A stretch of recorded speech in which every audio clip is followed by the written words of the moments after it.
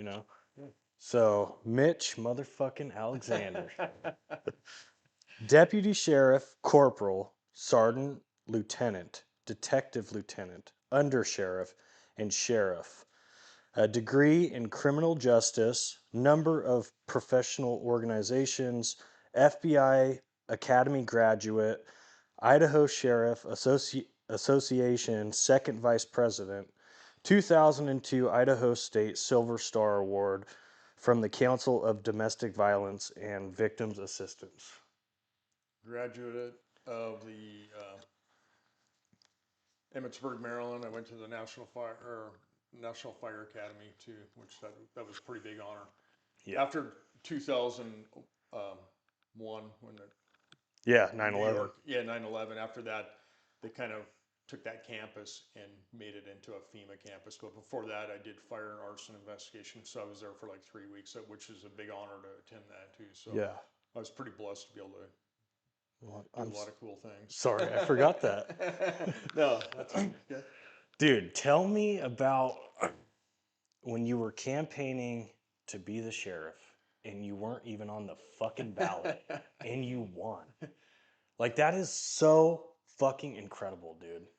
So, in 2008, I was the second in command. I was what they call the chief deputy or under sheriff. So I was always the under sheriff. That's kind of the term in Idaho. So I got into law enforcement in 1991. Worked my way up through all the ranks, Mm-hmm. and then Chuck Reynolds was the sheriff at the time, and he wanted me to become second in command. So I said, yeah, I'll do it. I was kind of working my way up. I was only 38 at the time, Yeah. but I mean, I started when I was 21, so I had a lot of, experience and training and education behind me.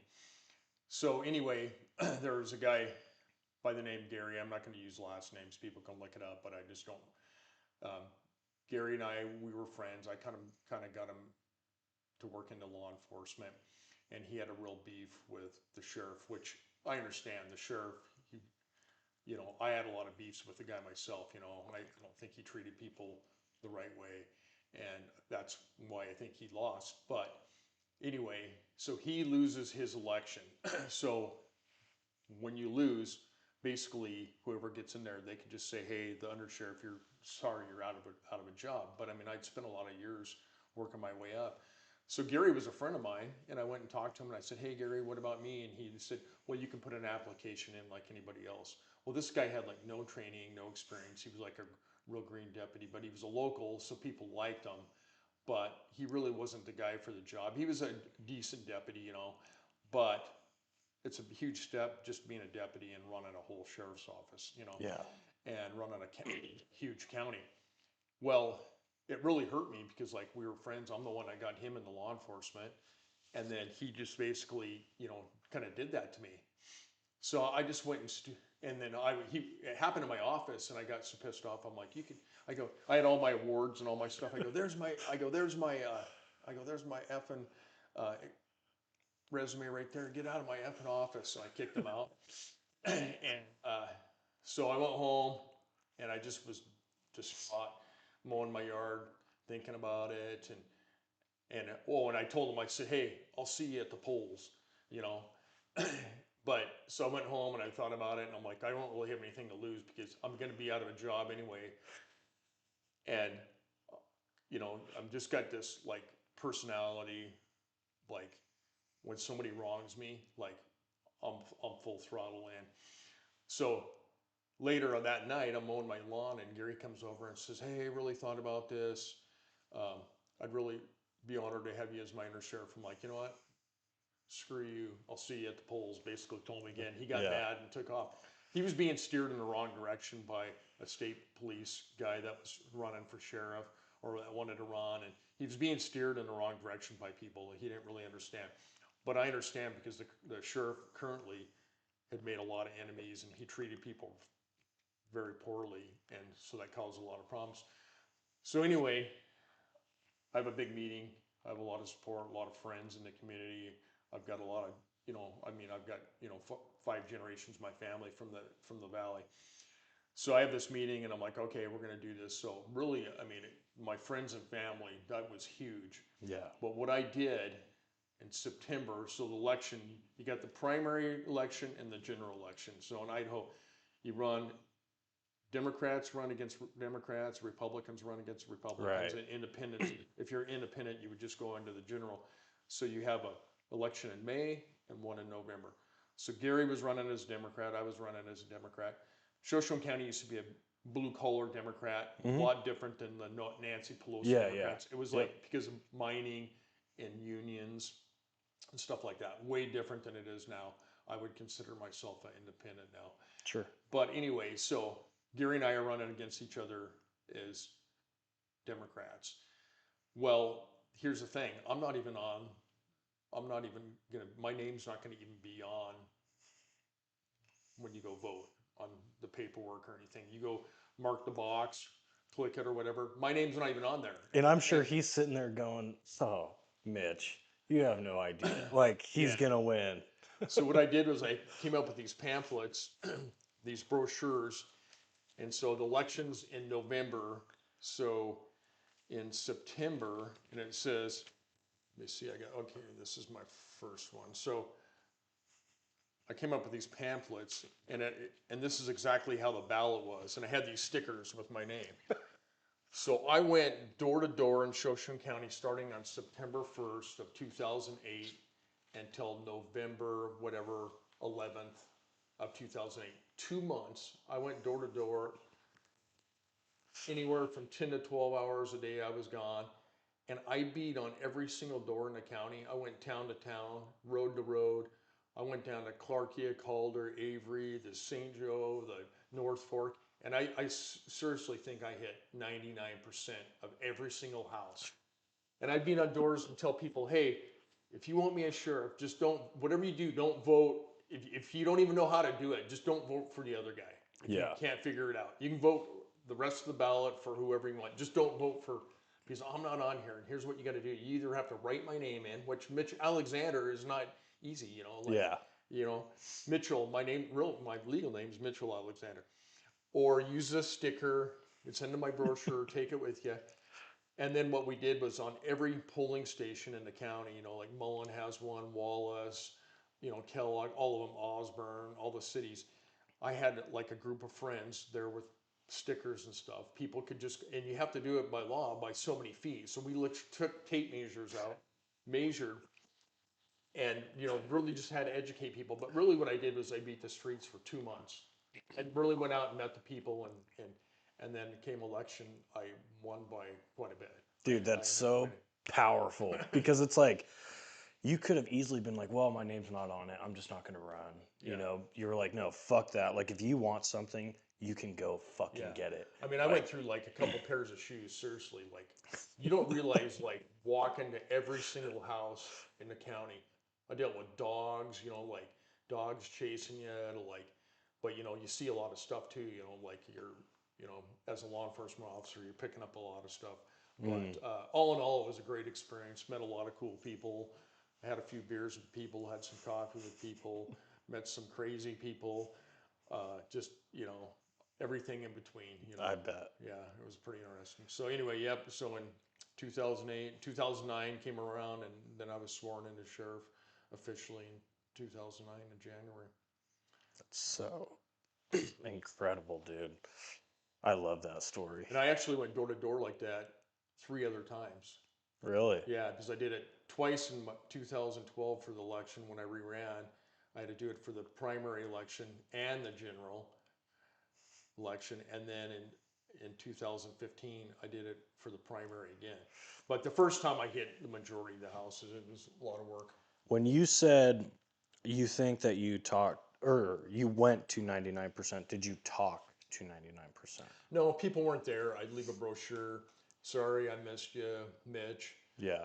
My phone number, my email, everything was on the pamphlet. You can get a hold of me because when you're doing that like all day, people have different, Yeah. work hours. People are at work, but still, I hit pretty much every house. Dude, you told me a story one time that like a guy came in with a gun to the sheriff's Yeah. office. So August 27th, 1993, you never forget the day because I'm lucky to be here right now. So there was a guy, he lived up outside of Wallace, up one of the canyons up there. And we were doing an investigation on him for drugs and guns. And I'm pro gun, you know, Yeah, you know, law enforcement, I believe in the right to bear arms, totally. Um, but not when you're mixing it in with drug dealing and everything like that. sure. So anyway, we were doing a joint investigation with the ATF, the Idaho State Police, and the Sheriff's Office. Now, you got to realize in August 27th of 93, I'd started law enforcement in February of 1991. So I was pretty green, you know, Yeah, pretty green deputy. So I remember I was in the office with Spike Engel at the time. Spike, he's an old time cop in the area, everybody knows him. He was like a lieutenant at the time. So we came up with this ploy that we'll get him down here on a blight complaint because he had a bunch of garbage and stuff up in his yard, you know, tarps and stuff. We're going to talk to him about that, have him come down while they're raiding his house because we didn't want to get into a big shootout with the guy, yeah, you know, which is good because with law enforcement, you don't, you know, that's the last thing you want. yeah, You never want problems. You just yeah. want things to go smooth. So I still remember it. Spike and I are in his office. This guy comes in. We're talking to him. Spike's basically doing all the talking. I'm just, you know, I'm just sitting there listening. And hey, you know, we're gonna charge you because you know with the, you know, blah blah blah blah blah. And then partway through, I think the guy had an inkling something was going on, and he's like, "Hey, I gotta go out to my car." So he went out to his car, and I could see him through the outside window of our office, but I couldn't see him because he got in. I didn't know what he was doing. Yeah, I didn't know if he was getting it's just something. another Yeah. day for you So guys. he's not out there for very long, and he comes back in. And Spike's like, "Hey, just be careful with this guy," you know. I'm like, "Yeah, okay."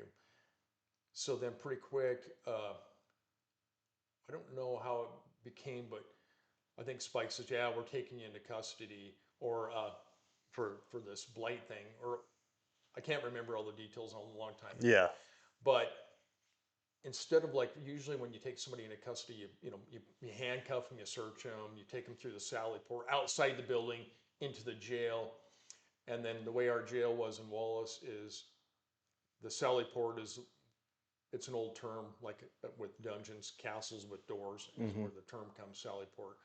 But you pull into the deal, and it's outside entrance, and then the garage doors close, and then the jail doors open up, and you go in, and then there's a booking counter, and then dispatch is right there.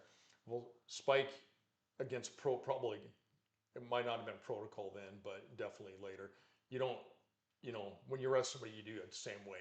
Well, he takes this guy, doesn't cuff him or anything, and he's going to just walk him back into the jail through the dispatch. So you got this dispatch center is about as big as your living room. hmm, It's not very big.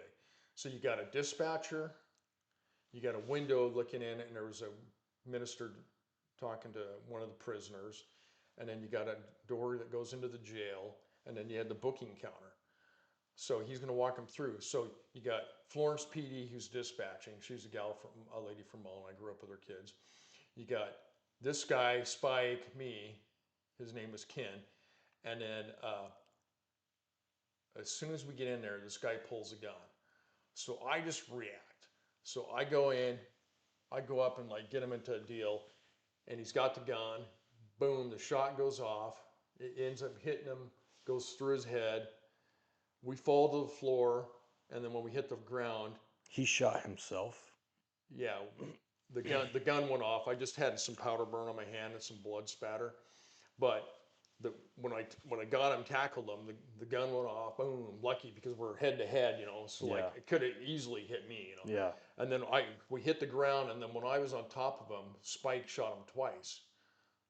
And I'm talking like the whole thing from start to finish is probably less than 3 seconds. yeah.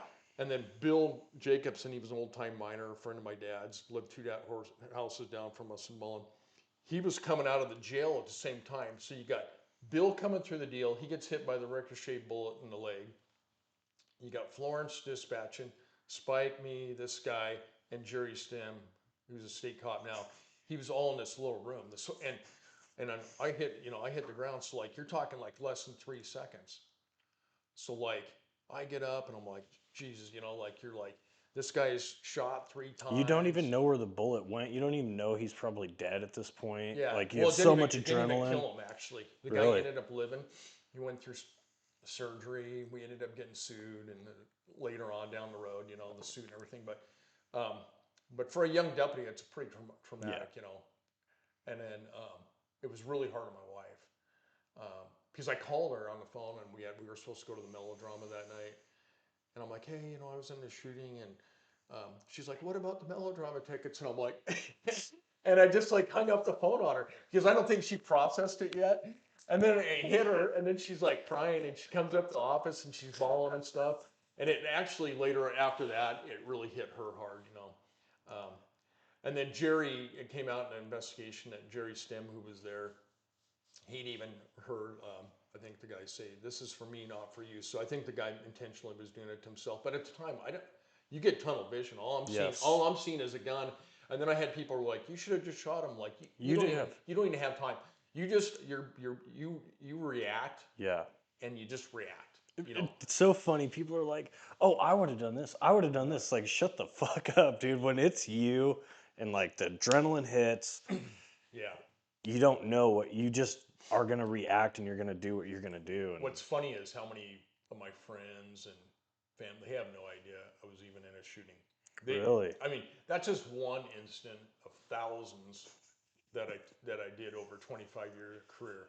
Like you see so much. Like people sometimes I think Shoshone County, it's a small county population base. You only get about 13,000 people.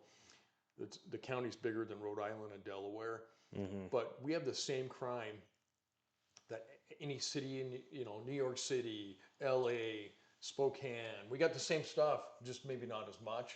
But in 25-year career, I saw everything crazy. But one thing that we had to deal with that you don't deal with, and like you get a hot call down here, a domestic or something like that, you get 5, 6 units rolling in. Up there, your backup might be an hour away. You're yeah, it. You got to know how to talk to people. But yeah, damn, so anyway, August 27th, 1993. Never forget that day.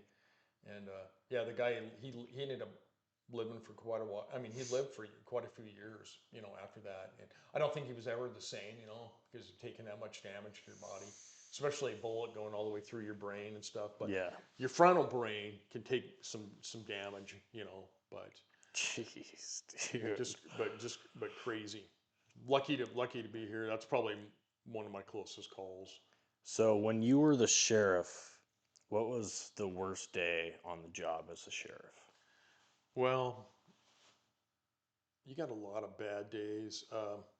Probably one of the worst ones was when we had an inmate escape out of the jail. That was a pretty bad day. How did he escape? Well, we had two people working. One guy was in training, and we had a gal working back in the jail. And they were busy. They were, doing their duties. But he was a worker inmate.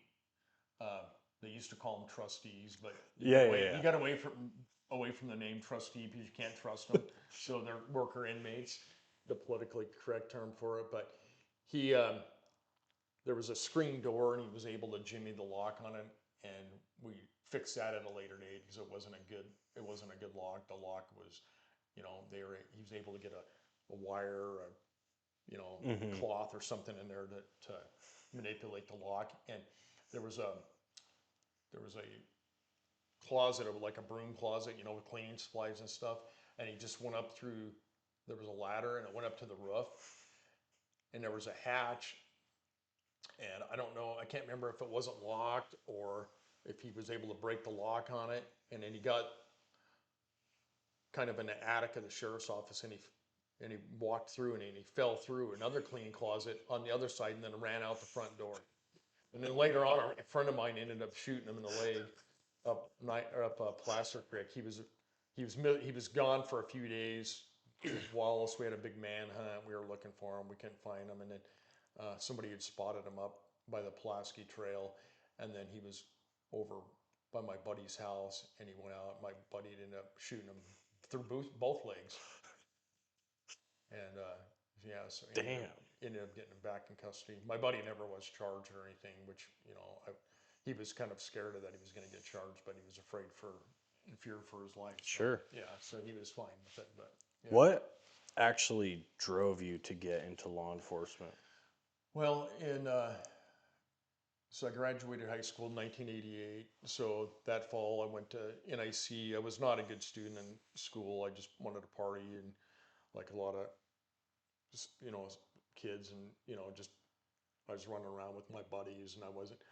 I mean, I did okay in school, but I just never applied myself. But when I got to college, I was paying for it myself.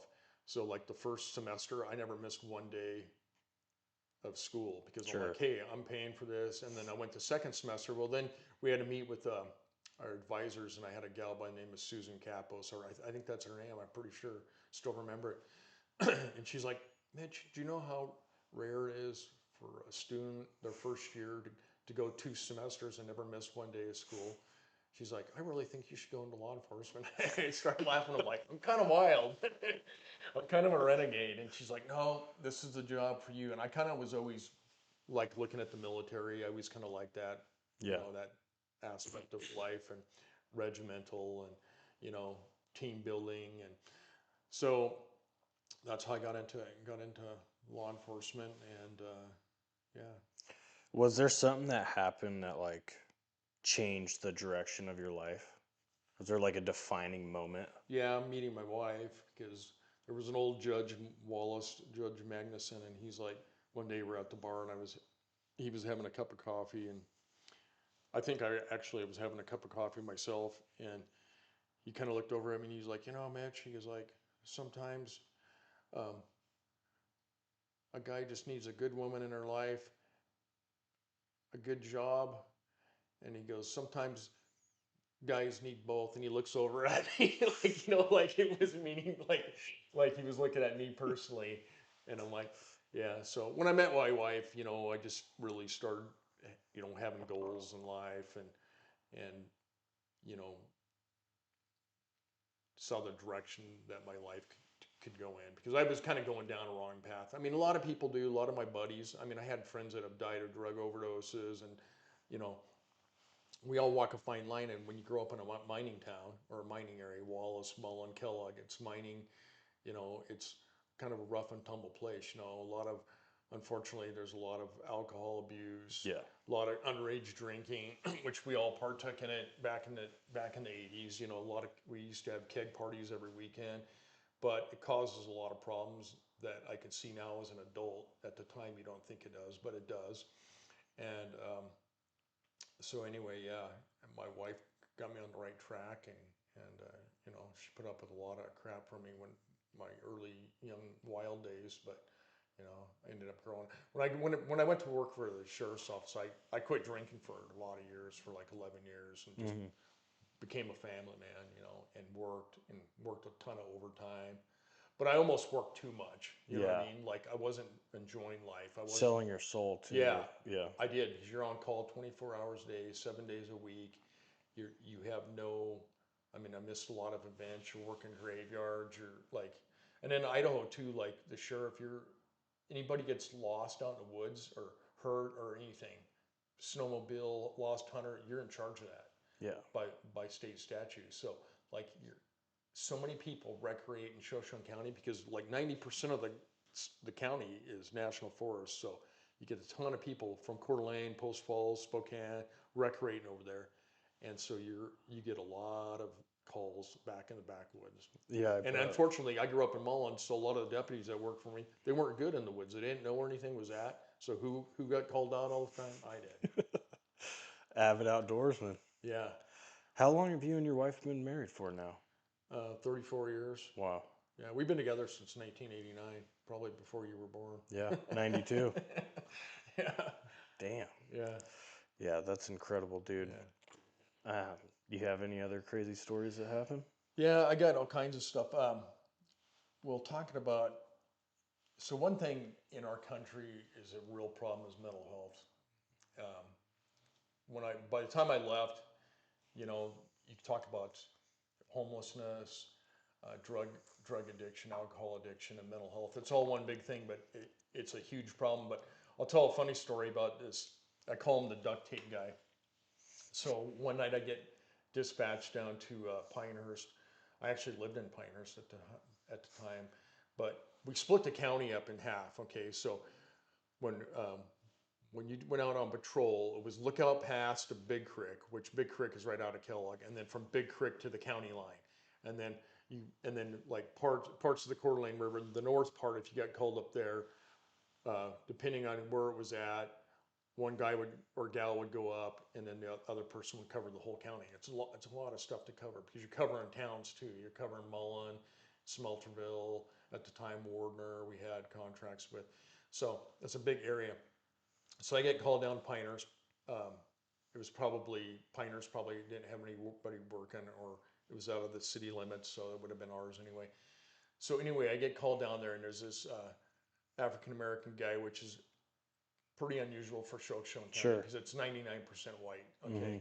and this guy, he's an older guy. Like I'm talking like probably mid 70s, early 80s. I could tell right off the get go, this guy's no threat. You know, he looks like a guy that would probably be in a blues joint down in like in his southern accent, like he Yeah. would be from like Louisiana. You know, like one of those kind of guys that would be playing a guitar, uh, you know, on a little stage with while I'm sipping on a bourbon, you know, and he's doing a little blues, you know.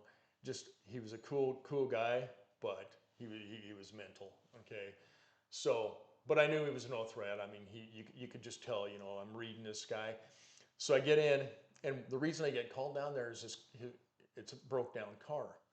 Well, the reason his car's broke down now, this guy is like driving an old 70s boat. Like, what I mean by boat, like old Pontiac cars, Cadillacs. We're talking in the 70s. These things were freaking huge, not like the cars today.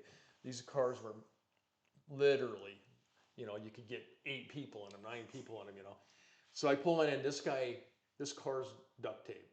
No, I'm not talking a little duct tape. I'm talking, this guy must have went through cases of duct tape. The only thing that did not have duct tape on that car was an area about this big, probably about 12 by 12, foot by foot of the front windshield. Wait. Everything. The muffler's got duct tape. Every surface, the outside, the interior, and back then, you know, you didn't have digital cameras like you do now. You know, like back in the day, you had to like when we took pictures in law enforcement, it was 35 millimeter. You know, and so like I would have just taken a video of it now, and it would have been just classic video. So this whole car is duct tape. The dash, the brake lights, everything, the headlights. So first thing I do is like, okay, well, this car, I pop the hood just to see if I can find out what's going on. Well, right off the get go, I'm not a mechanic, but on those older cars, they're a little simpler. Oh yeah, they're So I'm way like, simpler. the reason this thing's not running, it's not getting any oxygen because the whole freaking motor is a gob of freaking duct tape. The carburetor. So first thing I do, I start ripping tape off. Get a knife. I'm cutting tape, scraping it off, however I can get it, so this car can get some oxygen to run because it's not getting any air in it. It's not getting any air He intake had in the tape carburetor. around the carburetor. Everything, the whole carburetor. The engine was basically a solid goo of freaking duct tape because it got hot and it just kind of melted in there. And then I go in and I get some tape and get it off his headlights, and I go get some tape and get it off his back brake lights so people can at least see his brake light. And all I'm thinking about, because back in the day, dealing with mentals, it's tough because you couldn't take them to jail legally. You had to have like a criminal reason to take them, Right. you know, and there was like there's no services in Shoshone County. There's nowhere for him to go. This guy, he's joshing back and forth with me. Cool guy, you know, really nice guy, but crazier and a loon, crazy, you know. And you're just all I'm thinking about is, man, I gotta get. And I'm like, yeah, Coeur d'Alene, that's the place. You gotta go over there, you know. And got his car running and got him on his way. But I called him the duct tape guy, and I remember talking to him like, and I can't remember like what he told me. You know, if there were signals, you know, a lot of mentals, you know, they wear tinfoil hats and they think that somebody's sending signals out. And Yeah. he's kind of a guy like that, you know, like, you know, you know that He's mental, but I've never seen a car with that much duct tape. All the seats, the interior, underneath the car. I don't know. I mean, I even got underneath the car and there was even duct tape underneath. Like how did he even get it? Did he put it on a lift and duct tape the bottom of it? You know, it's the funniest thing. The Damn. tires, you know, duct tape flying off the tires. It was like the crazy. I mean, you can't make this stuff up. It's just the most. But it was funny because you know the guy was harmless and he and I got along really good. And he ended up heading towards Coeur d'Alene.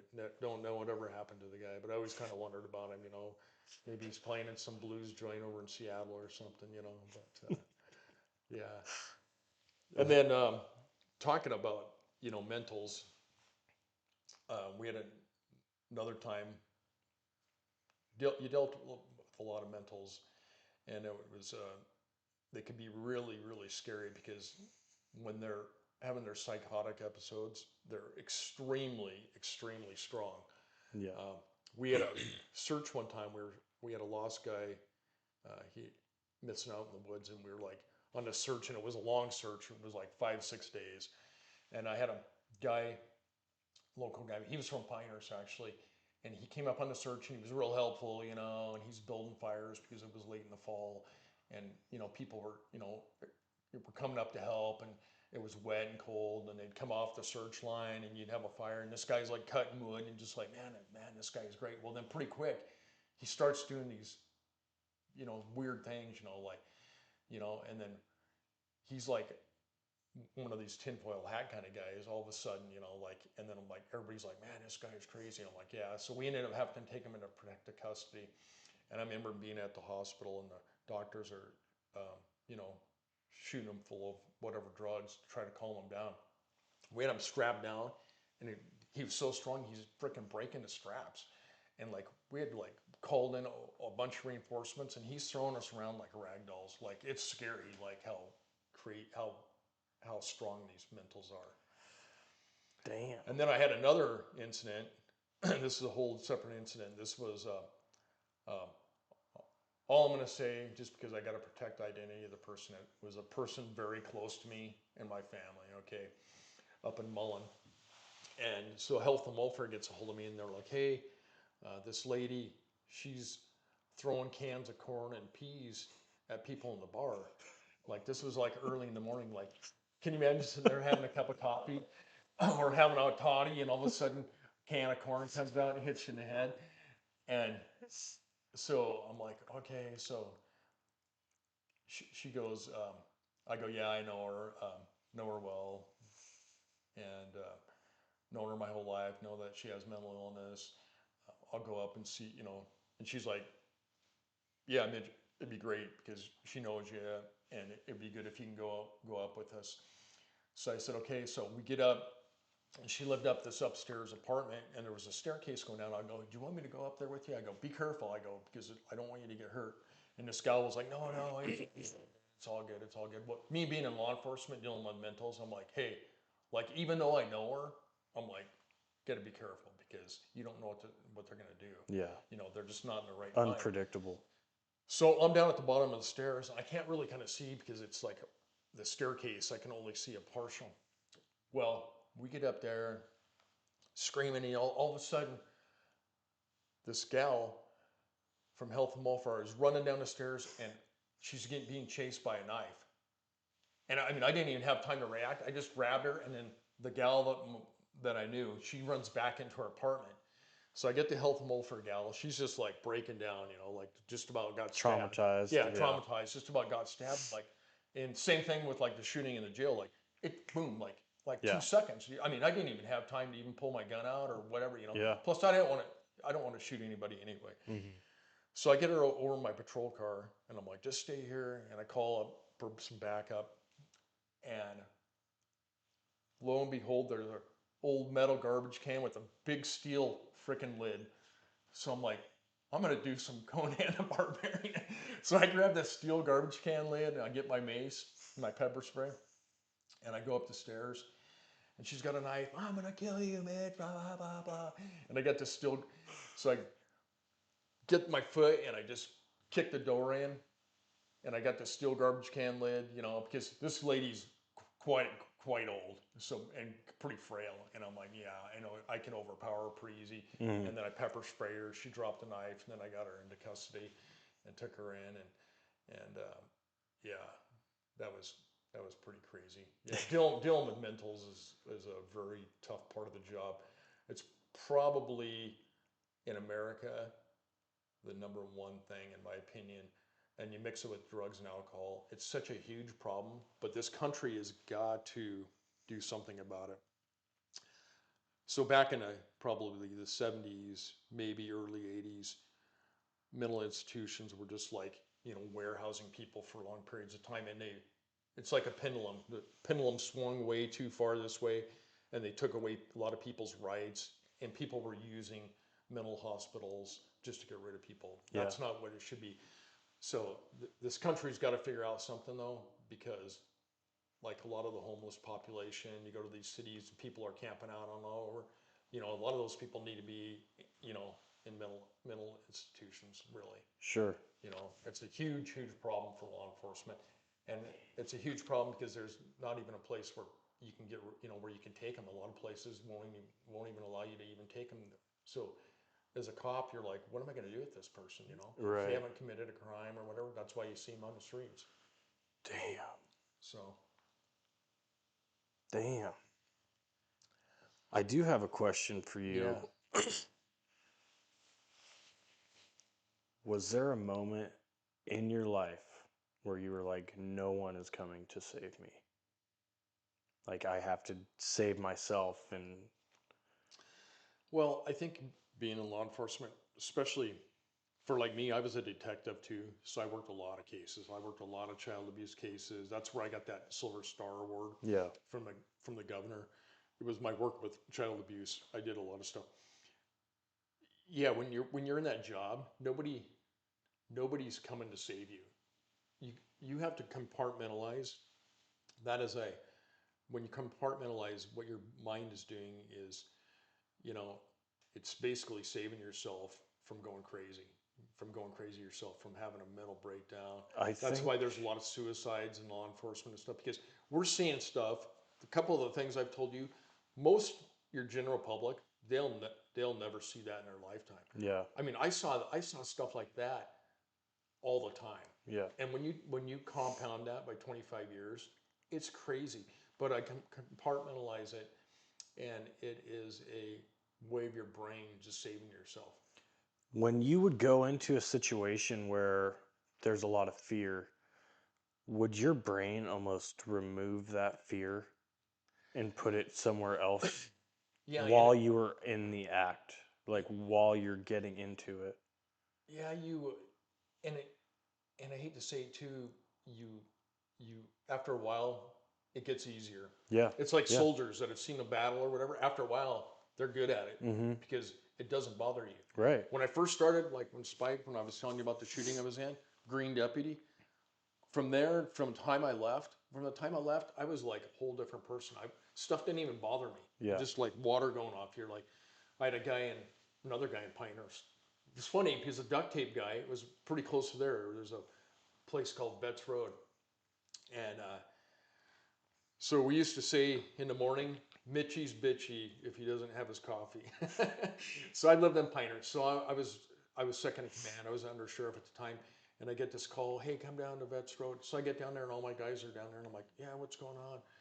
And they're like, yeah, Troy, I'm not going to say his last name, but Troy's down there and he's threatening to kill everybody, threatening to kill his family. This guy was a local. I knew him well. He'd had a lot of issues with drugs. Yeah. And all kinds of shit. So I've known him for, at that time, I'd probably known him for, 15, 20 years. So I go down there and I have one of my deputies. He was he wasn't a very good deputy, put it that way. He just wasn't. He was mediocre at best. Sure. I'm like, well, what's going on? Why aren't you guys handling this? Well, so I'm talking to them, but I'm accessing it because you get good at like multitasking. So I'm like, I could see Troy coming out and he's got his arm, and one arm is in a cast and he's in his underwear, and he comes out and he doesn't have a weapon, and he's just making threats. I'm gonna kill blah blah blah blah blah. I'm gonna kill you guys. Is that what he's I'm gonna saying? kill you. I'm gonna kill my family. Whatever he was saying, but I'm timing it. Like I'm counting, and he'd come out, and then he'd go in, and about 30, 40 seconds later he'd come out, and I'm analyzing all this, and I'm like, well, we just got these new tasers. I go, give me one of those tasers. So when he went in and snuck around the house, got in the brush, and he came out, and I'm timing it about 30, 40 seconds. And then all of a sudden he comes out, and I go, pow. And I snuck up on the porch and got him. And it's funnier than hell because um, I went through taser. I was shot in the back. Yeah. And I remember when it happened, it's like, somebody goes, what's it like? I go, it's like somebody ripping the soul out of your body. But I was able to say, turn that thing off. They had me on video, and it's freaking horrible, dude.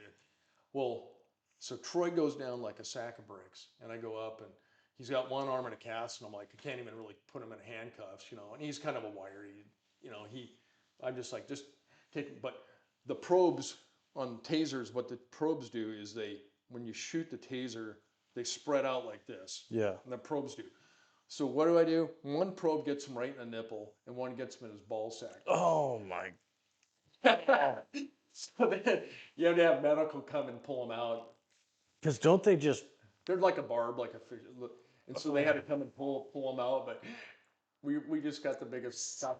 So then later on, and one thing I did is being a cop and growing up in the valley, and I had a lot of generations of my family living there. I never screwed with people. I never antagonized people. When you get in law enforcement, you have a real short window of you're either going to have a good reputation or bad as a cop. Sure. And if you had a bad reputation, you could have a bad reputation for 6 months, and then for 15 years you could be good, and nobody Doesn't will give matter. a shit. You got a bad reputation. You're never going to change it.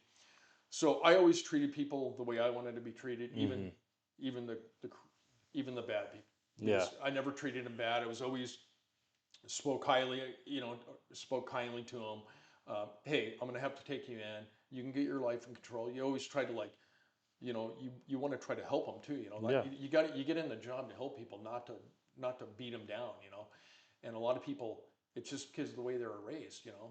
And their childhood traumas and everything. That's why they were screwed up. So I was always good to, and he knew it. And I'm like, yeah, we'll get you up to the jail, get you cleaned up, get you some breakfast. Was he drunk or on drugs or something? Yeah, he probably was. And his girlfriend or whatever at the time, she's running around like all drugged out. They shot him. She didn't. Because the taser does make it a little bang, and she thought we killed him and shot him. She's like tweaking. Yeah, she was. Yeah, no, she was. She was tweaking out. Like he's fine. It's a taser.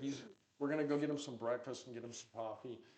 And then later on, I don't know, it must have been 6 months later. I was in one of the local bars having a beer, and my dad ran a beer joint in Mullen, the Miners Club, and my grandpa and my great grandparents. So I'd go into the bars, and like a lot of the cops were afraid to go into the bars. I'd go in, and like I knew everybody, and so I didn't think of bars as like this bad taboo place. So I was in one of the local establishments having a beer, and Troy's in there, the guy I tased, and he buys me a beer, and then he goes around and tells everybody in the bar, "Don't fuck with Mitch." It was so funny, and people are like, "Jesus Christ, he bought you a beer?" I go, "Oh yeah, he's fine. He's sober right now. He's not drugging. He's okay when he's sobered up." But Yeah.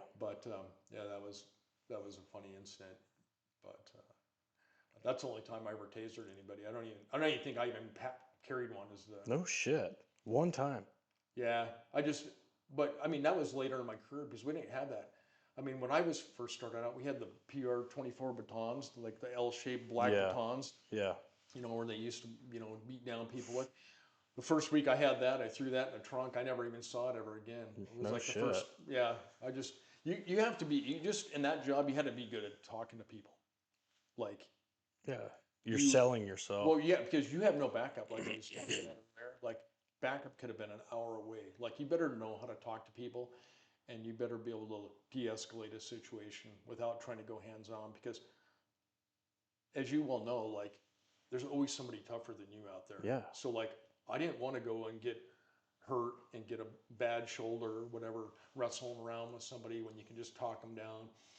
Just a lot of times I would just try to get people to sit down and I'd try to get them a cup of coffee or something to eat, or get them a bottle of water. Hey, let me get you some water. And then when you do that, they're like, you're giving them something. So then they kind of like, okay. Yes.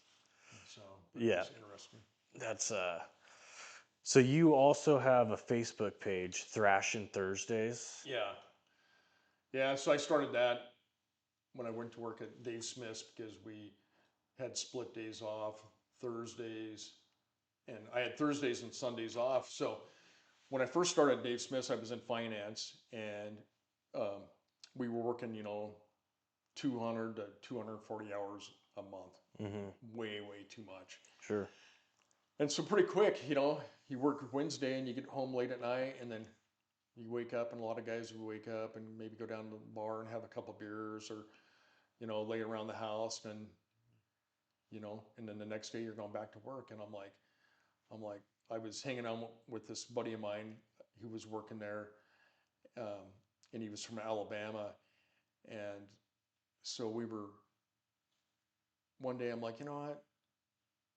I'm like, we just got to make the best of this. We got one day off, and I'm like, I'm not going to just sit around the house and do nothing. Like, life's going by, man. Like, I'm getting up there, I'm like, I'm in my middle 40s. Like, let's go out Harris Lane from Alabama. So Harris is like old enough to be my kid, but I like it because a lot of the guys my age couldn't hike, couldn't ski because they're all out of shape and everything, but I was in pretty good shape still. So Harris and I, we start going on all these, ski hills. We're going to Big Sky. We're going to we're going to Whitefish up in Big Mountain. And we just kind of start going around, and like one day we're driving over to resort outside Missoula, and I'm like, this is great. Every Thursday we're going on an adventure, and we got to come up with a name. So we came up with the name Thrashing Thursday. Yeah. So then we went from skiing, and in the summertime we started like going to mountain lakes and going fishing and everything. And then it just kind of took off. And then it was like Harris ended up moving to Missouri, and then Marty, he worked at Dave Smith's, and his little sister is married to my twin brother. So Marty Gibson and I, he kind of got in there, and Marty and I kind of made it bigger. And then like literally every single Thursday we would go on an adventure. One year I think we hit like 20 mountain lakes. Holy shit! Like every single Thursday, like we did not let the grass. I mean, we would leave work sometimes and have our backpacks and stuff ready, and we would go camp out that night, and then fish at a lake or whatever, and then hike out the next day. And I've continued it on. So I came up with this Facebook page, Thrashing Thursday. No politics or anything like that. It's just skiing, fishing, hiking, adventure. And then I came up with my own little slogan: get out and enjoy the outdoors. Life should be an adventure, which I think people do. And it helps your mental health too. Oh yeah. Because even like me, like we were talking about all these incidences that I've compartmentalized, and a lot of the stuff I haven't even thought about until I was going to do this show with you. Like I haven't thought about a lot of these calls. Like I really had to dig because I kind of forgot about stuff. Sure. And then all of a sudden things start coming up. But then also it'll bring up bad memories too, and it'll start stressing me out and kind of like PTSD, and then I got to kind of forget about it again.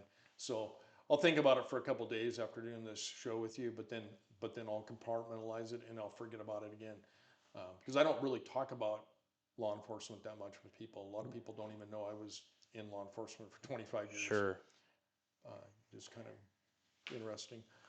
Yeah, recently we got a new sheriff, and I had people trying to get me to go back, and I'm like, you know what? If I live to be 125 years, that's a fourth of my life. That's enough. I put my time in. Yeah. I'm done. I'll never go back. Not interested. No. Yeah. No. Yeah. Plus, I want my time off to do my Thrashing Thursday stuff. I don't want to be on call 24/7. Right. Yeah, because you're skiing every weekend.